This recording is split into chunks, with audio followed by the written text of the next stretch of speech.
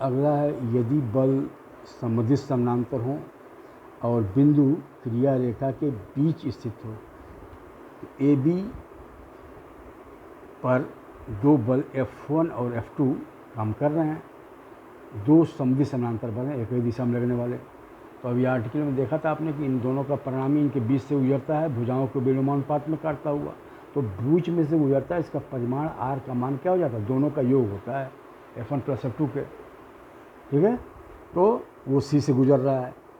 अब ये वैज्ञानिक कह रहे हैं कि O के सापेक्ष, उसी बिंदु O के सापेक्ष वो बिंदु चाहे भीतर हो चाहे बाहर हो, इस स्थिति में भीतर है, तो इनके क्रिया रेखा के भीतर स्थित है, तो O के सापेक्ष F1 का गुण और F2 का गुण का योग बराबर होता है R के आगुण के, O के सापेक्ष। तो O के सापेक्ष R का आगुण क्या होगा, अब यहाँ पर आपको सीधा सीधा मोमेंट वाला सवाल आ जाएगा, P बराबर F इंटू ए या M बराबर F इंटू ए, मोमेंट बराबर फोर्स इंटू लंबवत दूरी, उसी का यूज़ होगा। पहला जो आपने अभी पहला कंकरेंट वाला देखा उसमें केवल रिप्रेजेंटेशन ऑफ मूवमेंट करके था, ज्योमेट्रिकल रिप्रेजेंटेशन, तो ज्योमेट्रिकली को आपने प्रूफ किया। यहाँ पर ये आपको सीधे सीधे मूवमेंट है, तो O के सापेक्ष R का गुण, O के सापेक्ष R का गुण क्या होगा, इधर होगा, इधर होगा क्लॉकवाइज यानी निगेटिव, R इंटू ओ सी, बल गुणे लंबवत दूरी R इंटू ओ सी निगेटिव में होगा। इसी प्रकार F1 का क्या होगा गुण O के सापेक्ष,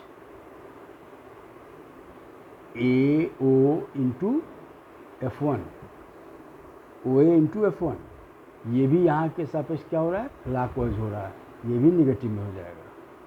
तीसरा है बी पर किस काम कैसे काम का, इधर कर रहा था, O के सापेक्ष क्या होगा, ये एंटी क्लॉकवाइज होगा यानी ये पॉजिटिव में हो जाएगा, तो F2 into O B, F2 into O B positive में हो जाएगा। अब प्रमेय के अनुसार क्या कहता है, प्रमेय के अनुसार कहता है कि परिणामी के सापेक्ष आघूर्ण बराबर एक बल F1 के सापेक्ष आघूर्ण प्लस F2 के सापेक्ष आघूर्ण, तो आर ओ सी बराबर F1 ओ ए प्लस F2 ओ बी ये सिद्ध करना था, लेकिन जब हमने दिशा देखा तो R की दिशा क्लॉकवाइज से निगेटिव आ गया, F1 की दिशा भी क्लॉकवाइज से निगेटिव आ गया, F2 केवल पॉजिटिव आ गया। तो अब हमको ये सिद्ध करना क्या, माइनस आर ओ सी बराबर माइनस F1 ओ ए प्लस F2 ओ बी, अब ये हमको सिद्ध करना है, ठीक है।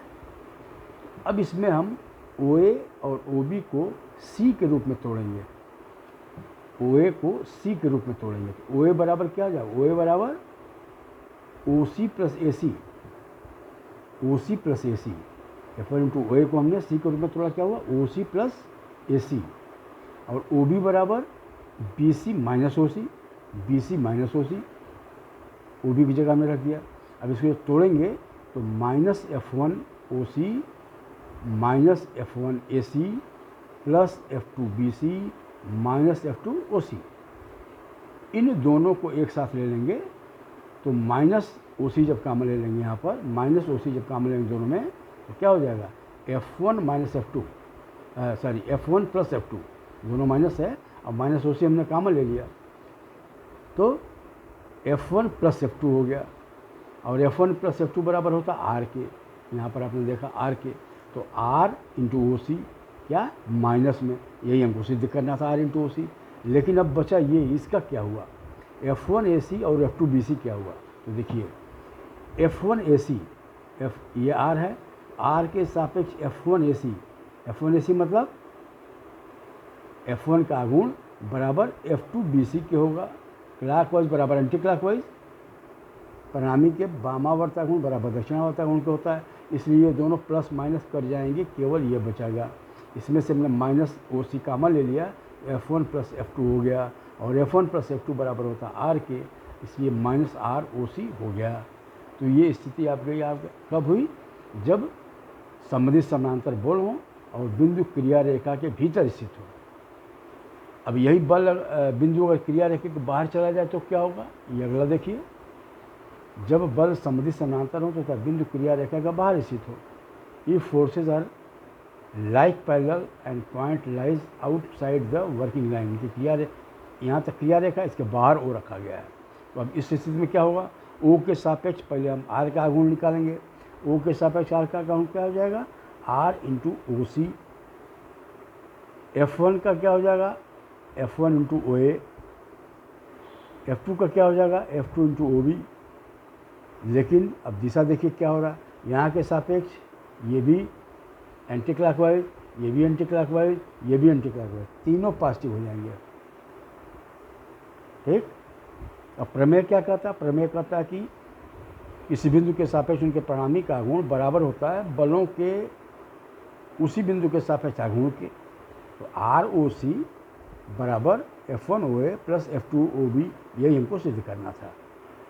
अब हम इस पक्ष को लेंगे और ओ ए और ओ बी को सी के रूप में तोड़ेंगे, सी के रूप में तोड़ेंगे।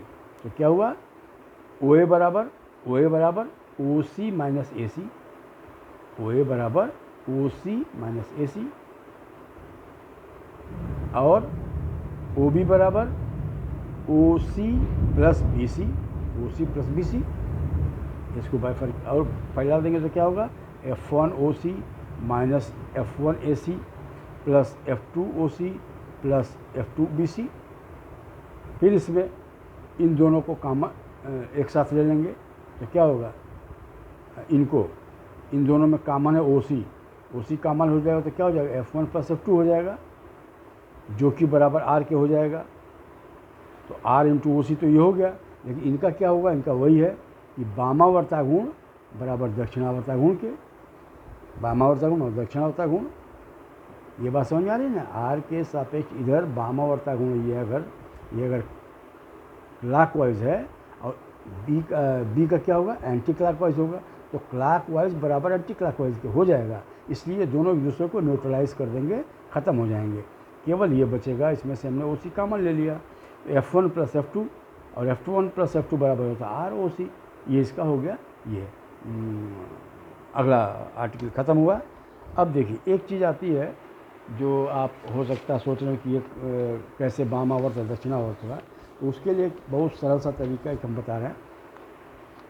सपोज करिए आपका पेन है, ये पेन है, ये पेन के लांग आपको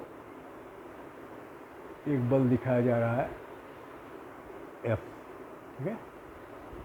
अब इसको हमको देखना है कि इस बिंदु के सापेक्ष ये कैसा होगा, क्लॉकवाइज होगा कि एंटी क्लॉकवाइज होगा। तो इसको मान लीजिए इस बिंदु से हमने इसको एक रस्सी से बांध दिया, इस बिंदु से इसको रस्सी से हमने बांध दिया, और इस रस्सी को जब घुमाएंगे तो क्या होगा, ये ऐसे घूमेगा।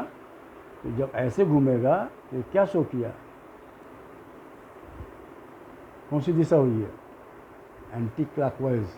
इसको हम मानते हैं पॉजिटिव। इसी प्रकार अगर इसका मुंह इधर घूम जाए तो इसको जब घुमाएंगे तो ये कहाँ जाएगा, ये क्लॉकवाइज जाएगा। तो क्लॉकवाइज को हम क्या मानते हैं, निगेटिव। तो ये समझने के लिए किसी बिंदु के सापेक्ष अगर कोई कन्फ्यूजन हो रहा है समझने में कि क्लॉकवाइज होगा एंटी क्लॉकवाइज हुआ, तो मान के चलिए कि वहाँ पे एक आपने पेन बल की दिशा में रख दिया और वहाँ से इसको रस्सी से बांध दिया, उसको घुमाए तो क्या होगा, रस्सी तो अपनी जगह पर रहेगी, ये घूमेगा इसी के चारों ओर। तो जब चारों ओर घूमेगा तो कौन सी दिशा हुई, एंटी क्लॉकवाइज हुई। एंटी क्लॉकवाइज हुई यानी पॉजिटिव हो गया। इसी प्रकार निगेटिव देख लेंगे। तो ये समझने के लिए मैं बता रहा हूँ, क्योंकि आगे जितने भी क्वेश्चंस आएंगे सब में पॉजिटिव निगेटिव का खेल है। अगर ये गड़बड़ हुआ तो आपका पूरा सवाल गड़बड़ हो जाएगा। तो इसको आप नोट कर लें।